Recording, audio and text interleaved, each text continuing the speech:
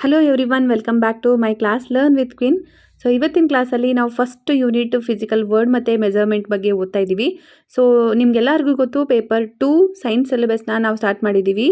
ಇದು up to 12th ಸ್ಟ್ಯಾಂಡರ್ಡ್ವರೆಗೂ syllabus ಇದೆ ಅಂತ ಎಲ್ಲರಿಗೂ ಗೊತ್ತಿದೆ. So unit first physical world and ಮೆಜರ್ಮೆಂಟಲ್ಲಿ ನಾವು ಫಿಸಿಕಲ್ ವರ್ಡ್ ಬಗ್ಗೆ ಕಲಿತೀವಿ. What you mean by physics and science ಅಂದರೆ ಏನು, scopes and experiments of physics ಬಗ್ಗೆ ಕಲಿತೀವಿ, ಆ್ಯಂಡ್ ನೇಚರ್ ಆಫ್ ಫಿಸಿಕ್ಸ್ ಬಗ್ಗೆನೂ ಕಲಿತೀವಿ. ಲಾಯ್ಸ್ ಆ್ಯಂಡ್ ಥೇರೀಸ್ ಇರುತ್ತೆ, ಅದೆಲ್ಲವನ್ನು ಈ ಚಾಪ್ಟರಲ್ಲಿ ನಾವು ಓದ್ಕೋತೀವಿ.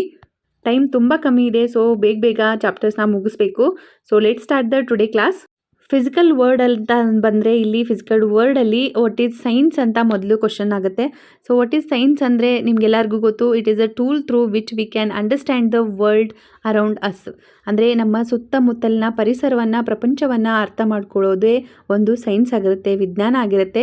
ವಿಜ್ಞಾನದಲ್ಲಿ ನಮ್ಗೆ ಗೊತ್ತಿರೋ ಥರ 3 ಪಾರ್ಟ್ಸ್ ಇದೆ. ಅಂದರೆ ಬಯೋಲಜಿ ಬಂತು, ಕೆಮಿಸ್ಟ್ರಿ ಆ್ಯಂಡ್ ಫಿಸಿಕ್ಸ್ ಅಂತ. ನಾವಿವಾಗ ಓದ್ತಾ ಇರೋದು ಫಿಸಿಕ್ಸ್. ಅದರಲ್ಲಿ ಸೈನ್ಸ್ ಅಂತಂದರೆ ವೈ ಸಮಥಿಂಗ್ ಹ್ಯಾಪನ್ಸ್, ಏನಕ್ಕಾಗುತ್ತೆ ಆ್ಯಂಡ್ ಯಾಕಾಗುತ್ತೆ, ಹೇಗಾಗುತ್ತೆ ಅಂತ ಕ್ವಶನ್ ಮಾಡೋದೇ ಒಂದು ಕ್ವಶನರಿ ಸೈನ್ಸ್ ಅದು. ಇಲ್ಲಿ ನೀವು ಡೈಗ್ರಾಮಲ್ಲಿ ನೋಡ್ಬೋದು, why water changes to steam ಅಂತೆ. ಅಂದರೆ ಏನಕ್ಕೆ ನೀರು ಆವಿ ಆಗುತ್ತೆ ಅಂತ ಕೇಳ್ತಾ ಇದ್ದಾರೆ. ಯಾಕಂದರೆ ನಿಮ್ಗೆಲ್ಲರಿಗೂ ಗೊತ್ತು, ನಾವು ನೀರನ್ನು ಬಿಸಿ ಮಾಡಿದ್ರೆ ಅದು ಆವಿ ಆಗುತ್ತೆ ಅಂತ ಎಲ್ಲರಿಗೂ ಗೊತ್ತಿರೋದು. ಅಂದರೆ ಇಲ್ಲಿ absorbs heat energy. Water molecules ಹೀಟ್ನ ಅಬ್ಸರ್ವ್ ಮಾಡಿ ಗ್ಯಾಸಸ್ ಫಾರ್ಮಲ್ಲಿ ಕನ್ವರ್ಟ್ ಆಗುತ್ತೆ. ಆ್ಯಂಡ್ ಯಾಕೆ ಅಂತ ಕ್ವಶನ್ ಬಂದರೆ, ವೈ ರೇಂಬೋ ಅಪಿಯರ್ಸ್. ಇವಾಗ ನಮ್ಮ ಸುತ್ತಮುತ್ತಲಲ್ಲಿ ನಾವು ನೋಡುವಂಥ ಒಂದು ರೇಂಬೋ ಕಾಣುತ್ತೆ, ಅದು ಯಾಕೆ ಅಪಿಯರ್ ಆಗುತ್ತೆ, ಯಾಕೆ ಸೃಷ್ಟಿ ಆಗುತ್ತೆ, ರೇಂಬೋ ಏನಕ್ಕೆ ಕಾಣಿಸುತ್ತೆ ಅಂತಂದರೆ ಸೂರ್ಯನ ಬೆಳಕಿನಿಂದಾಗಿ ಮೋಡಗಳು ಬೆಂಡ್ ಆಗೋದ್ರಿಂದ, ಸ್ಪ್ಲಿಟ್ ಆಗೋದ್ರಿಂದ ನಮಗೆ ಕಾಮನಬಿಲ್ಲು ಅಂದರೆ ರೇಂಬೋ ಕಾಣಿಸುತ್ತೆ ಅಂತ ಹೇಳ್ಬೋದು. ವಿಜ್ಞಾನ ಅಂದ್ರೇ ಮನಸ್ಸಲ್ಲಿ ಪ್ರಶ್ನೆಗಳು ಹುಟ್ಟೋದು. ಸೈನ್ಸ್ ಬಗ್ಗೆ, ಸೈನ್ಸ್ ಅಂದರೆ ಏನು ಅನ್ನೋದನ್ನ ನಾವು ಇಲ್ಲಿ ನೋಡಿದ್ವಿ. ನೆಕ್ಸ್ಟ್ ಬಂದು ನಾವು ಓದೋದು ವಾಟ್ ಈಸ್ ಫಿಸಿಕ್ಸ್. ಭೌತಶಾಸ್ತ್ರ ಅಂದರೆ ಏನು ಅಂತ. It is the study of matter, energy and how they interact ಅಂತ. ಅಂದರೆ ಇಲ್ಲಿ ಭೌತಶಾಸ್ತ್ರ ಅಂದರೆ ವಸ್ತು ಮತ್ತು ಶಕ್ತಿಗಳು ಹೇಗೆ ಪರಸ್ಪರ ಪ್ರತಿಕ್ರಿಯಿಸ್ತವೆ ಅನ್ನೋದೇ ಇಲ್ಲಿ ಭೌತಶಾಸ್ತ್ರ ಆಗಿರುತ್ತೆ. ಈ ಫಿಸಿಕ್ಸಲ್ಲಿ ನಾವು ಮ್ಯಾಟರ್ ಮತ್ತು ಎನರ್ಜಿ ಬಗ್ಗೆನೇ ಯಾಕೆ ಜಾಸ್ತಿ ಓದ್ಕೋತೀವಿ ಆ್ಯಂಡ್ ಎರಡು ಹೇಗೆ ಪರಸ್ಪರ ಪ್ರತಿಕ್ರಿಯಿಸ್ತವೆ ಅನ್ನೋದನ್ನ ನೋಡೋಣ ವಿತ್ ಎಕ್ಸಾಂಪಲ್ ಜೊತೆಗೆ. ಇಲ್ಲಿ ಎಕ್ಸಾಂಪಲ್ ಬಂದು ಫಸ್ಟ್ ಒಂದು ಕ್ಯಾಂಡಲ್ ಇರುತ್ತೆ, ಗ್ಲೋ ಆಗ್ತಾ ಇರುತ್ತೆ. ಇಲ್ಲಿ ಕ್ಯಾಂಡಲ್ ಯಾವುದರಿಂದ ಮಾಡಲ್ಪಟ್ಟಿರುತ್ತೆ ಅಂದರೆ ವ್ಯಾಕ್ಸಿಂದ, ಅದು ಮ್ಯಾಟರ್ ಆಗುತ್ತೆ. ಆ್ಯಂಡ್ ಕ್ಯಾಂಡಲ್ ಗ್ಲೋ ಆಗ್ತಾ ಇದೆ ಅಂತಂದರೆ ಅದು ಫ್ಲೇಮ್ ಎನರ್ಜಿ. ಇವೆರಡರ ಪರಸ್ಪರ ಪ್ರಕ್ರಿಯೆಯಿಂದಾಗಿ ನಮಗೆ ಲೈಟ್ ಪ್ರೊಡ್ಯೂಸ್ ಆಗುತ್ತೆ. ಅಂದರೆ light is produced by mutual interaction of matter and energy ಅಂತ ಹೇಳ್ಬೋದು. ಅಂದರೆ ಇಲ್ಲಿ ಬೆಳಕು ಹೇಗೆ ಉತ್ಪತ್ತಿ ಆಯಿತು ಅನ್ನೋದು ನಮಗೆ ಗೊತ್ತಾಯಿತು. ವಸ್ತು ಮತ್ತು ಶಕ್ತಿಯ ಪರಸ್ಪರ ಪ್ರಕ್ರಿಯೆಯಿಂದಾಗಿ ಈ ಒಂದು ಬೆಳಕು ಉತ್ಪತ್ತಿ ಆಗುತ್ತೆ.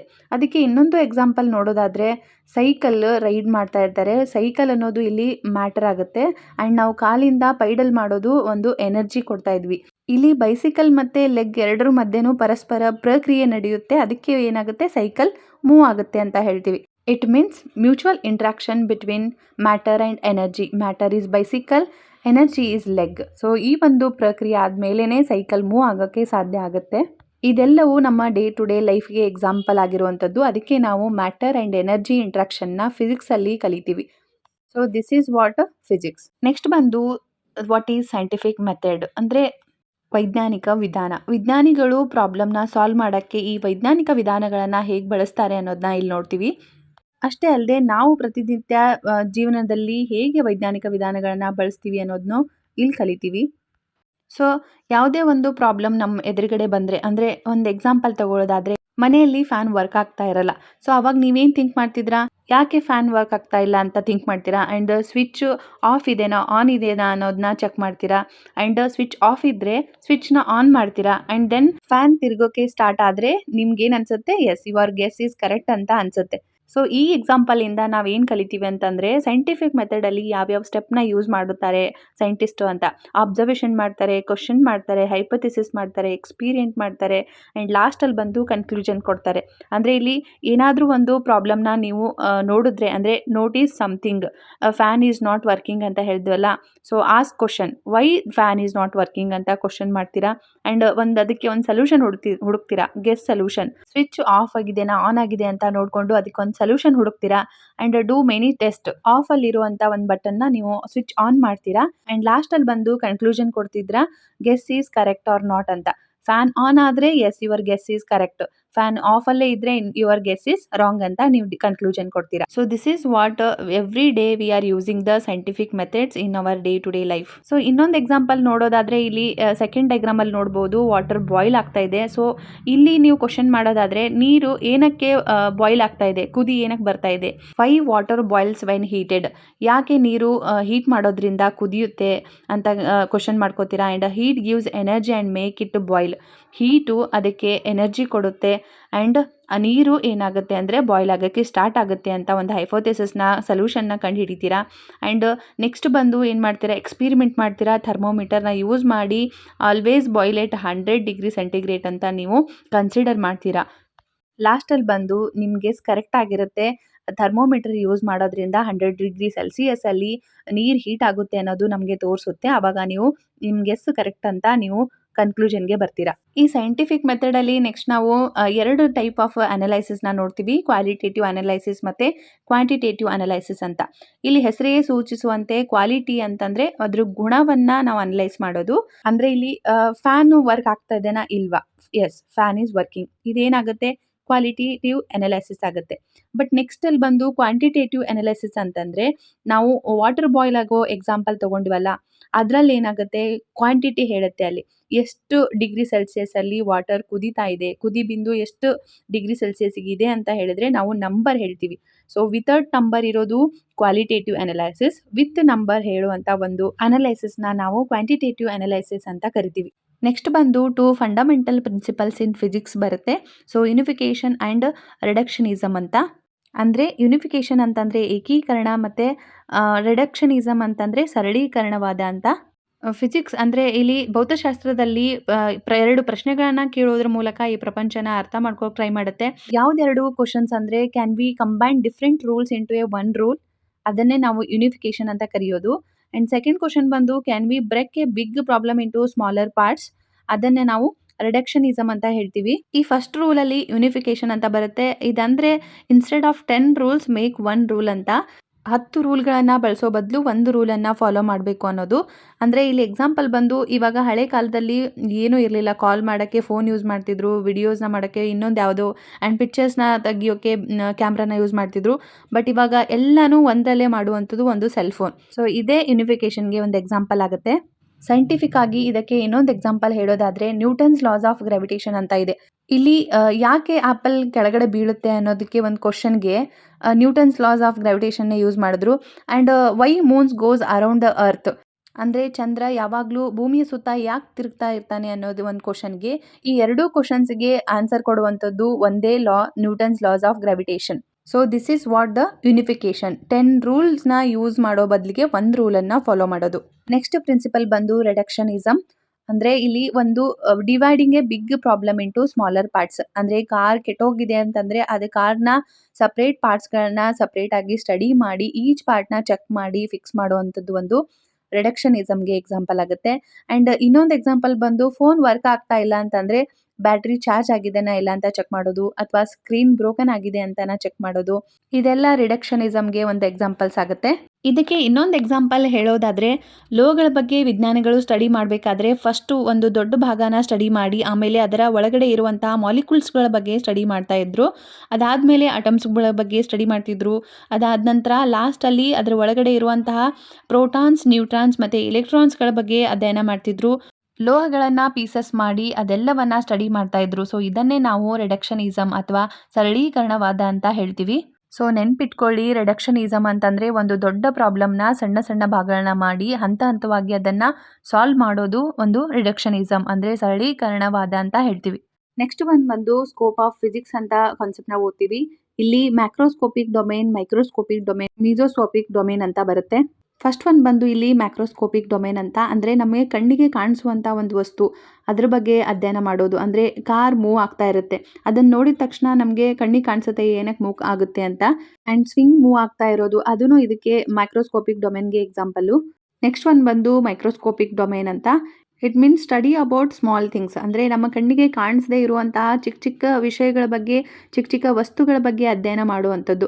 ಎಕ್ಸಾಂಪಲ್ ಅಂತ ಬಂದರೆ how atoms combines to form a molecules. Molecules ಆಗೋಕ್ಕೆ ಅಟಮ್ಸ್ಗಳು ಹೇಗೆ ಕಂಬೈನ್ ಆಗುತ್ತೆ ಅನ್ನೋದ್ರ ಬಗ್ಗೆ ಸ್ಟಡಿ ಮಾಡೋದು ಮೈಕ್ರೋಸ್ಕೋಪಿಕ್ ಡೊಮೇನ್ ಆಗಿರುತ್ತೆ. ಆ್ಯಂಡ್ ಹೌ ಇಲೆಕ್ಟ್ರಾನ್ಸ್ ಜನರೇಟ್ ಕರೆಂಟನ್ನು ಇಲೆಕ್ಟ್ರಾನ್ಸ್ಗಳು ಹೇಗೆ ಪ್ರೊಡ್ಯೂಸ್ ಮಾಡುತ್ತೆ ಅನ್ನೋದು ಈ ಮೈಕ್ರೋಸ್ಕೋಪಿಕ್ ಡೊಮೇನ್ಗೆ ಎಕ್ಸಾಂಪಲ್ ಆಗುತ್ತೆ. ನೆಕ್ಸ್ಟ್ ಒನ್ ಬಂದು ಮೀಸೋಸ್ಕೋಪಿಕ್ ಡೊಮೇನ್ ಅಂತ, study about those things that are between large and small. ಅಂದ್ರೆ ಅತಿ ದೊಡ್ಡ ಮತ್ತೆ ಅತಿ ಸಣ್ಣ ವಸ್ತುಗಳ ಮಧ್ಯೆ ಇರುವಂತಹ ವಸ್ತುಗಳ ಬಗ್ಗೆ ಅಧ್ಯಯನ ಮಾಡುವಂಥದ್ದು.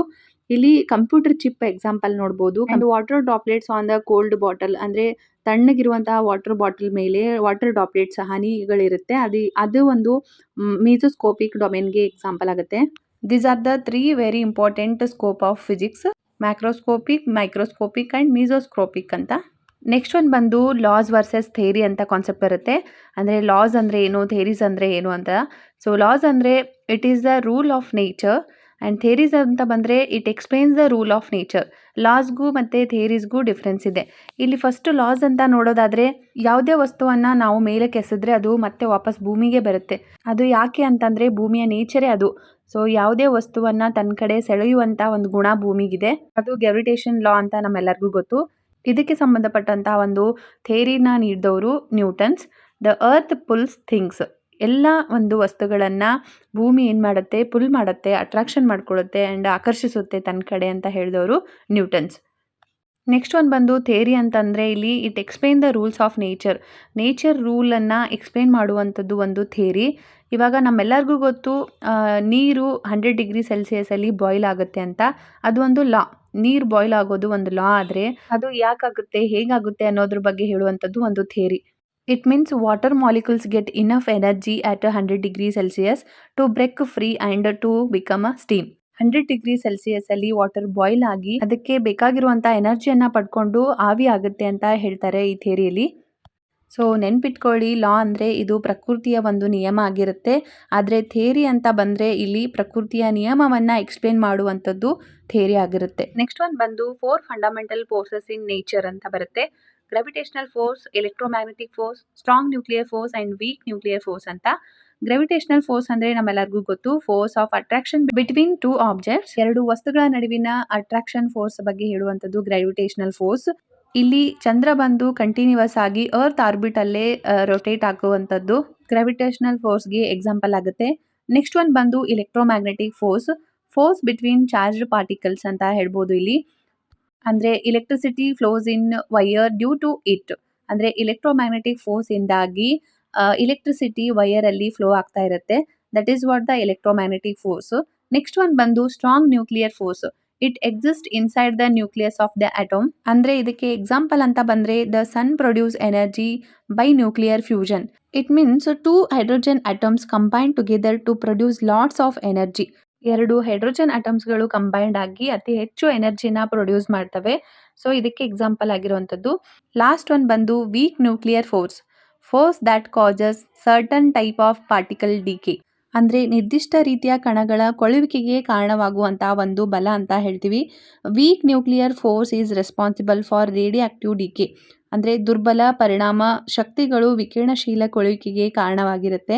ಹಾಸ್ಪಿಟಲಲ್ಲಿ ಎಕ್ಸಾಂಪಲ್ ಹೇಳೋದಾದರೆ, ಹಾಸ್ಪಿಟಲಲ್ಲಿ ರೇಡಿಯೋ ಆಕ್ಟಿವ್ ಎಲಿಮೆಂಟ್ಸ್ನ ಯೂಸ್ ಮಾಡಿ ಟ್ರೀಟ್ಮೆಂಟ್ ಮಾಡ್ತಾರೆ. Because it undergoes radioactive decay. This is what about the weak nuclear force.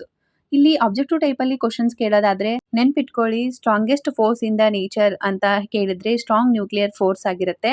And weakest force in nature is gravitational force. This is very very important of this concept. So ಇಲ್ಲಿಗೆ ಈ chapter complete ಆಯಿತು. Physical world complete ಆಗಿ ಅರ್ಥ ಆಗಿದೆ ಅಂತ ಅನ್ಕೊತೀನಿ. So video ಇಷ್ಟ ಆದರೆ ನಿಮ್ಮ ಫ್ರೆಂಡ್ಸ್ಗೂ ಶೇರ್ ಮಾಡಿ. ಆ್ಯಂಡ್ ಯಾರೆಲ್ಲ ಟಿ ಓದ್ತಾ ಇದ್ದಾರೆ ಅವ್ರಿಗೂ ಹೆಲ್ಪ್ ಆಗುತ್ತೆ. ನೆಕ್ಸ್ಟ್ ಕ್ಲಾಸಲ್ಲಿ ಯೂನಿಟ್ಸ್ ಆ್ಯಂಡ್ ಮೆಜರ್ಮೆಂಟ್ಸ್ ಜೊತೆಗೆ ಮತ್ತೆ ಸಿಗ್ತೀನಿ. Until keep watching the videos and keep reading. Thank you all.